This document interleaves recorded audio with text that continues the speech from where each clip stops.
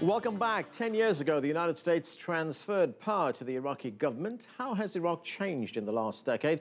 How has U.S. involvement affected the war-torn nation? To answer those questions, I'm joined now by Mazen Al Eshaiker, who is a former advisor to the Iraqi government. Thanks for joining us, sir.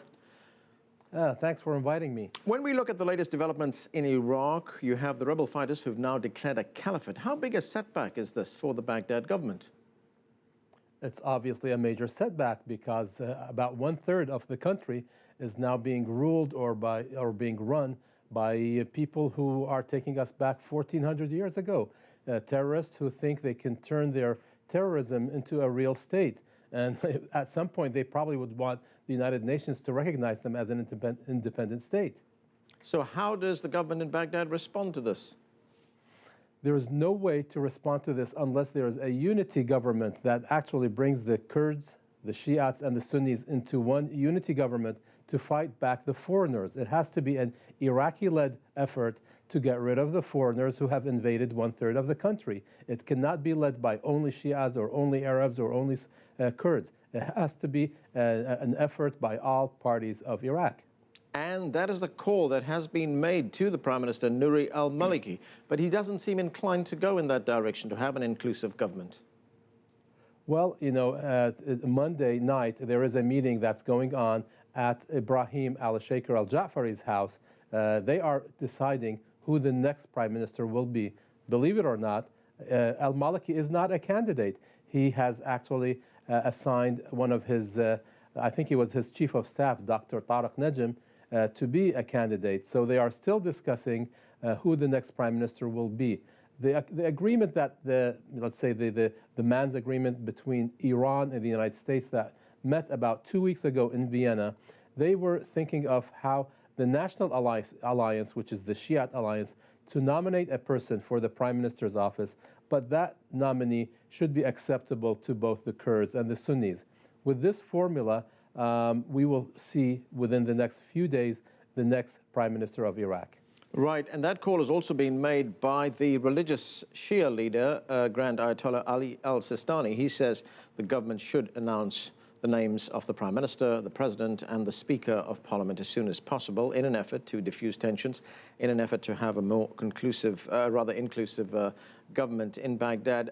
Do you think this would take away support significantly in those areas where ISIS or ISIL or Islamic State, as they're now known, are in control? Absolutely. What the problem started was not with ISIS as much as it is an internal problem of Iraq. The Kurds and the Sunnis were not being treated on equal footing with the rest of the country. So just as the days of Saddam, where the Shiites and the Kurds were not treated, were treated as second-class citizens, today the equation has changed, and thus they have, you know, a bone to pick with the government, and thus they invited in ISIS to help them out. Obviously, ISIS was not there to help them out as much as it is to declare a caliphate, as you clearly stated. The government has to be formed with all these parties, and thank God for Sayyid Ali Sistani.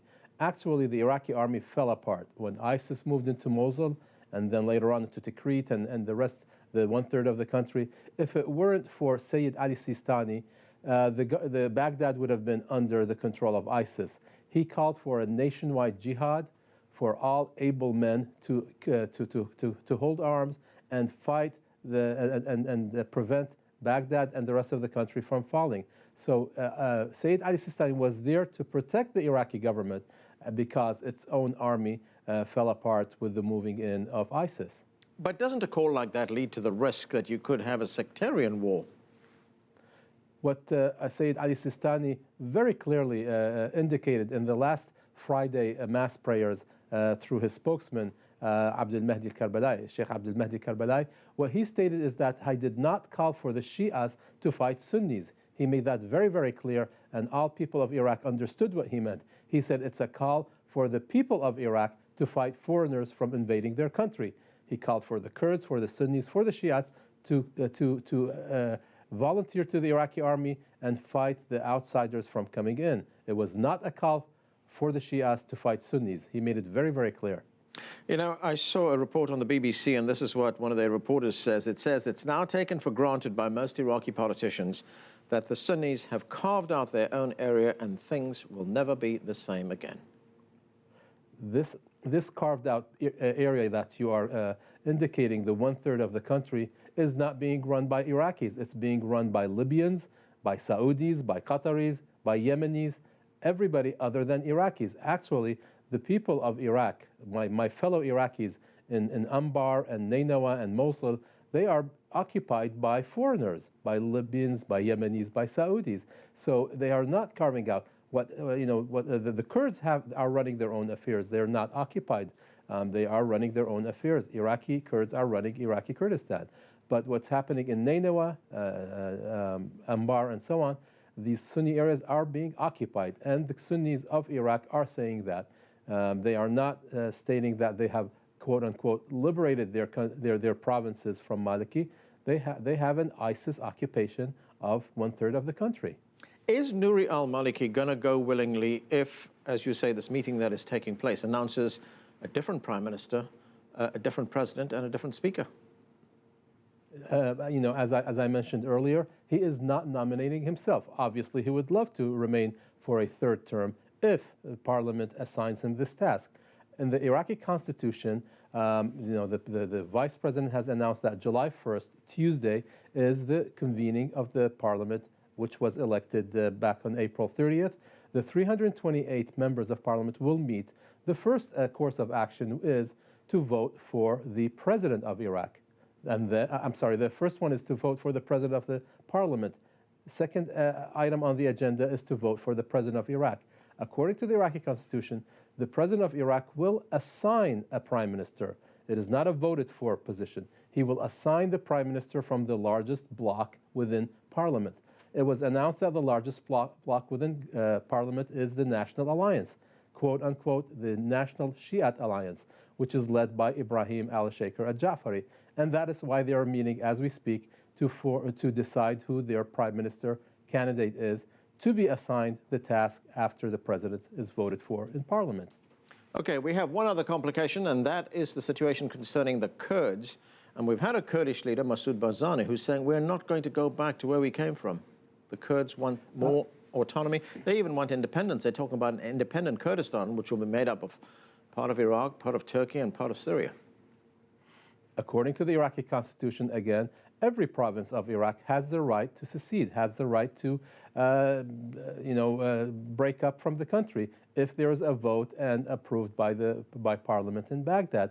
There is nothing wrong with that. The question is it going to be a willing breakup of Iraq, or is it being forced upon to be broken up? As we all saw in Czechoslovakia, where both sides willingly decided to go their own way into the Czech Republic and to the Slav.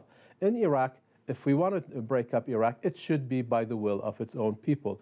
What happened in Kirkuk was that the Iraqi army fell apart and they withdrew. They took off their uniforms and then they moved away from Kirkuk. There was a big vacuum in Kirkuk. Barzani's army, Barzani is a president of the KRG, Kurdish Regional Government, and he sent a part of the Iraqi army called Peshmerga. Peshmerga is part of the Iraqi army. They went in to fill in the vacuum that was left by the Iraqi government army. So there's no occupation, as some people would say, of Kurdistan to Kirkuk. Kirkuk is still part of Iraq. Erbil is part of Iraq. Suleimania is part of Iraq. What I call for is the federalization of the entire country. Let's have all 18 provinces turn into 18 regional governments. So we will have a regional government of Kirkuk, regional government of Suleimania, regional government of Anbar, Basra, and so on. That way, we would guarantee the unity of Iraq, just like the United States has 50 states, the Emirates has 7 states. Iraq will have 18 provinces, which will be provincial governments. But stopping short of outright independence. The independence should be by the approval of both Baghdad, Erbil, and the rest of the provinces. If it's done in haste, then it probably will turn into a major civil war, because you have to redraw the lines, and every village will have a minor war there to say if this village will be part of Kurdistan or part of the central government. We don't want to go that route. That route will take us through a very, very bloody civil war. It could be done with reason, with the approval of both. I know Mr. Barzani myself, and I know Talabani, I know the leaders of Kurdistan. they're not willing to declare independence unless it is done peacefully. Right. I think if it was up to me, I think they will choose to be part of Iraq for the next few years until things develop in the future. Okay, so I'm going to have to leave it there. Thank you for joining us. Thanks for inviting me. And we are going to take a break right now. Up next, we'll take a look at the current role of the United States in the turmoil in Iraq. That's coming up on The Heat.